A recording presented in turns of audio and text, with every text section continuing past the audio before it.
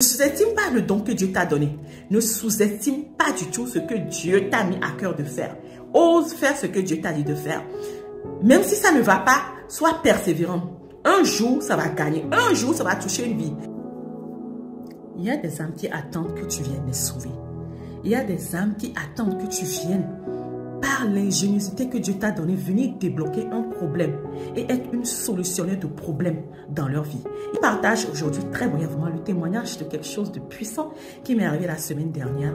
J'ai rencontré il y a à peine 2 semaines une sœur et j'ai commencé à discuter avec elle pour lui dire qu'elle était une femme de valeur, pour lui dire qu'elle était capable, qu'elle doit vivre avec une vision. J'étais en train de la conseiller en m'appuyant sur le don de conseil que Dieu m'a donné, sur le don de challenger la jeunesse, de challenger mes jeunes sœurs que Dieu m'a donné.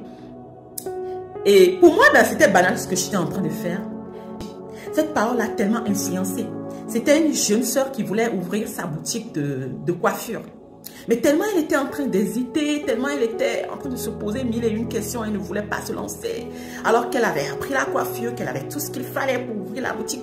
Mais il fallait que moi je vienne pour l'encourager. Il fallait que moi je vienne apporter ma petite touche à sa sauce. Il fallait que moi je vienne la challenger pour qu'elle se lève.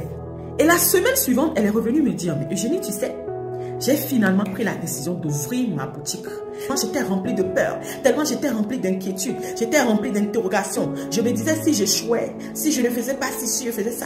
Mais toi, tu m'as boosté, mais toi, tu m'as encouragé, mais toi, tu m'as dit qu'il fallait être une femme audacieuse pour réussir dans la vie, qu'il fallait être une femme bosseuse, une femme qui ose pour réussir dans la vie.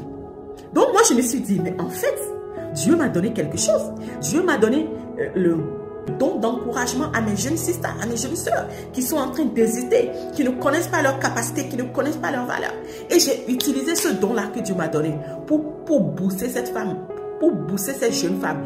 Aujourd'hui, elle s'est levée. Aujourd'hui, elle a commencé à marcher sur sa vision, sur ce qu'elle voulait réellement faire. Donc, je me suis dit, ben, en fait, il y a beaucoup de personnes qui sont attachées à moi. Il y a beaucoup d'âmes qui sont en train de m'attendre, je ne sais pas où dans le monde, pour que moi, je vienne leur parler, pour que moi, je vienne les challenger, pour que moi, je vienne leur dire qu'elles sont capables d'accomplir ce rêve-là. Donc, voilà une vie qui a été touchée. La vie de la Sissa qui a été touchée. Et ça, c'est sa postérité qui va en jouir. C'est sa maison, sa famille qui va vraiment en bénéficier de ce conseil-là que je lui ai donné. Ça va changer sa situation financière. Ça va changer la situation de sa famille. N'est-ce pas une bénédiction? Voilà, c'est ça, être une bénédiction. Dieu nous a appelés à être des sources de bénédiction. Dieu nous a bénis. Il a dit à Abraham, je te bénis, afin que tu sois une source de bénédiction pour les autres. Voilà, nous, dans notre qualité d'enfant de Dieu, la bénédiction ne s'arrête pas qu'à nous. Non, Dieu attend de nous aussi que nous serons des sources de bénédiction pour les autres. Et c'est là, lorsque nous serons des sources de bénédiction pour les autres, que notre vase va continuer à être rempli parce que Dieu aussi nous bénira à notre tour.